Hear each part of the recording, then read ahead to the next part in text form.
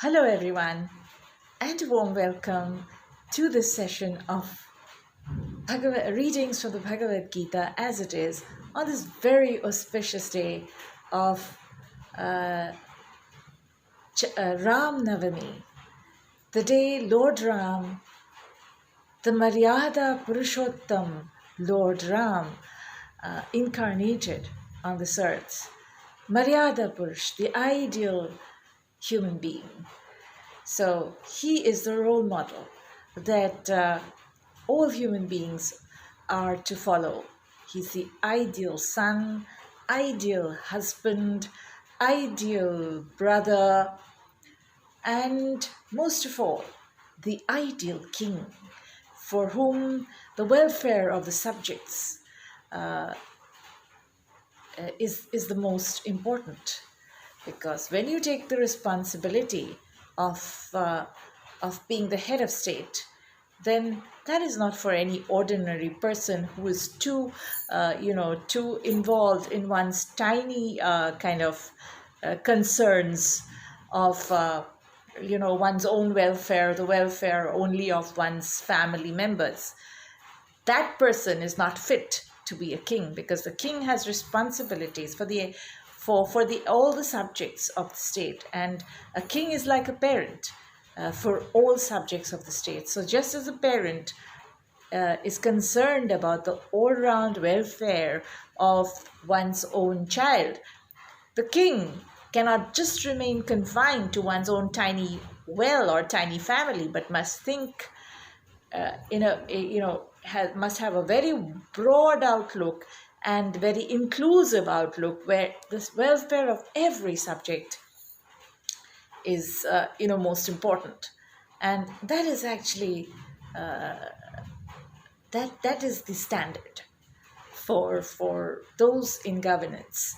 And that is why when one talks of the ideal state in our timeless Indic tradition, one talks of Ram Rajya, because during the reign of Lord Ram, the welfare of every subject, whatever be their status, the opinion of every subject, whatever be their status, was most important, including the opinion of an ordinary dhobi or a washerman. Even no, one shouldn't say ordinary dhobi, but relatively, doing a relatively mundane, having a relatively mundane occupation. Even that, not being very powerful, even such a person, the opinion of such a person is most important. So that is kind of the example that was set by Lord Ram. So in administration, or even in law, there is a saying that justice must not only be done, but it must be seen to be done. And obviously that is an ideal that was followed by Lord Ram to the extent of great personal sacrifice. So anyway, and it is also now the holy day of Chaitra Navaratri, so it's a wonderful day to continue with our reading of the Bhagavad Gita as it is. And today's quota is verses 34 and 35 of the third chapter, which is Karma Yoga. And before we begin, as is the wonderful tradition of our ancient civilization, let us offer obeisances to the spiritual master and to all spiritual masters seeking their blessings.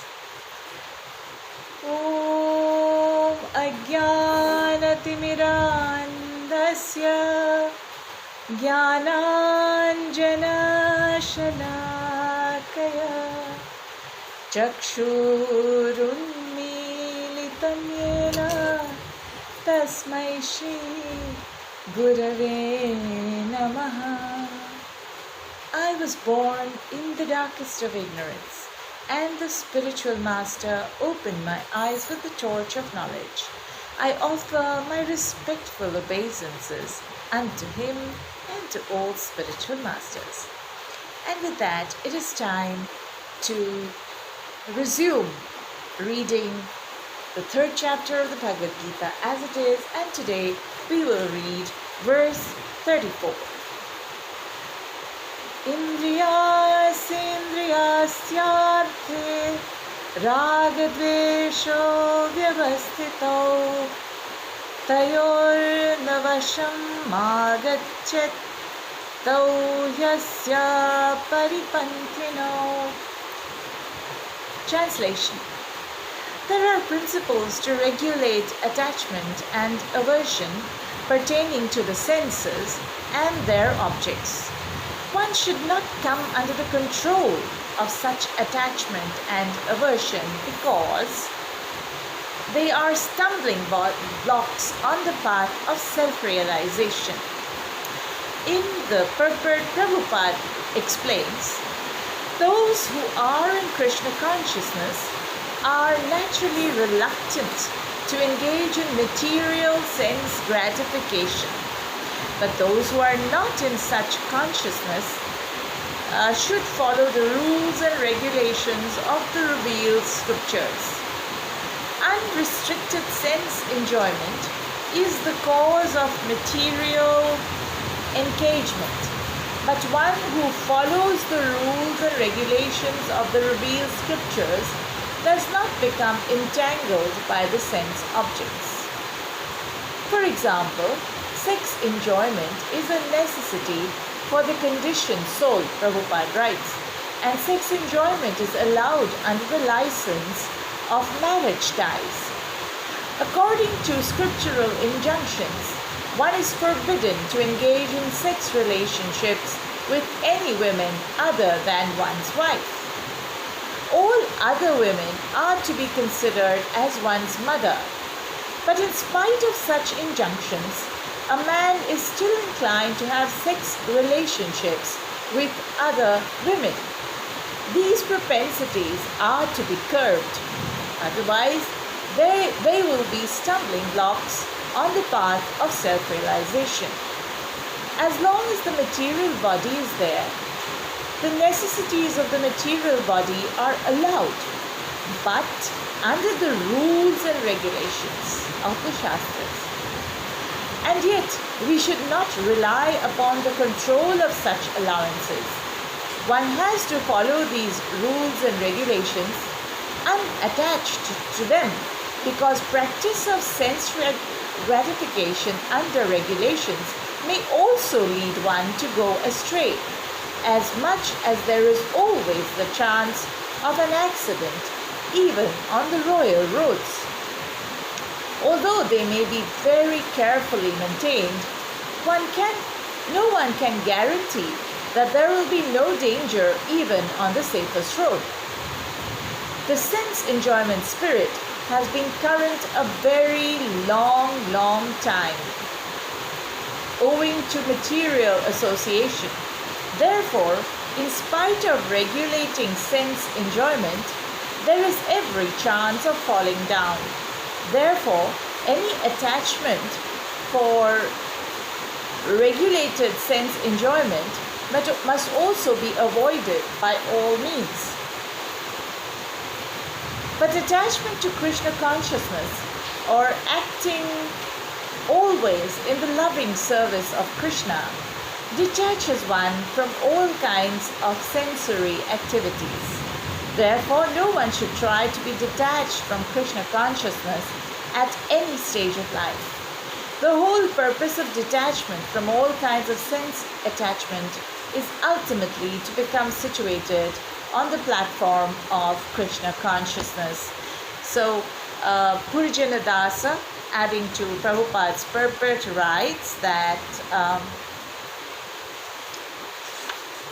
according to the dictates of the modes of nature, that is, modes of nature, if you recall, Sattva, the mode of goodness, Rajas, the mode of passion or energy, creation, and Sattva is, what gives clarity, the energy which helps for one to gain clarity and peacefulness.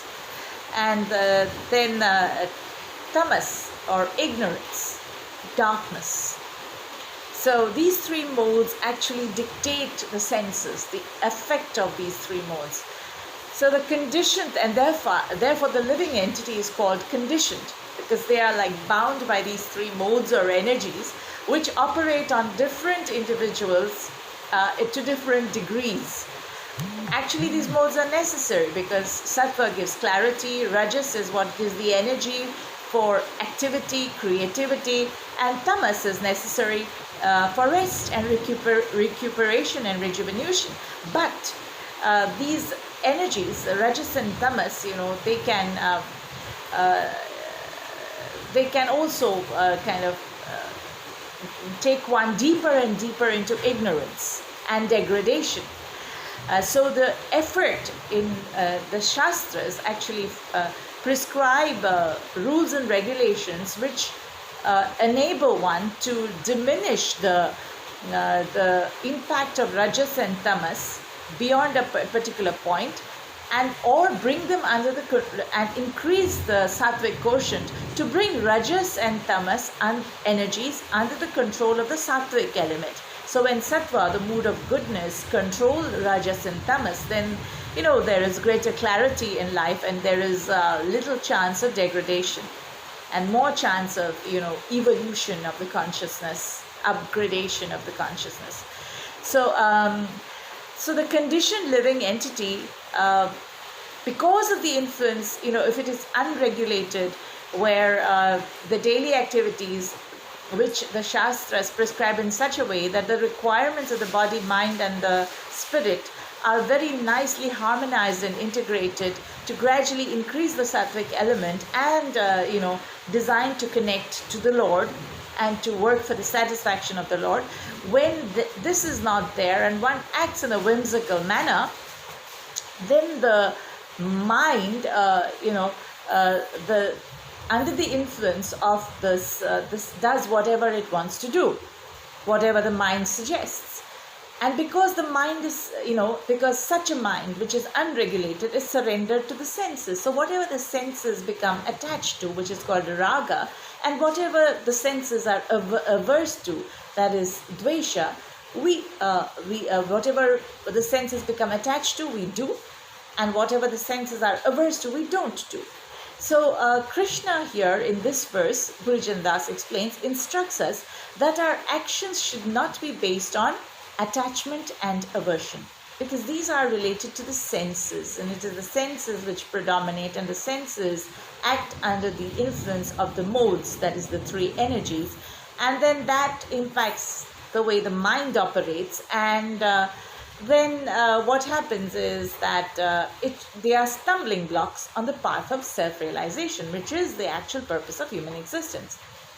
So then Bhujanadasa writes that the senses are attached to the pleasures of this world, especially sex, pleasure, and pleasures that are bought by wealth. So, everyone is today running after money, earning more and more money, working overtime or indulging in corrupt practices because they want wealth. And what do they do with wealth? Well, they do, the various versions of eating, sleeping, procreating, and defending. These are the, what is done with the wealth that is, people run after.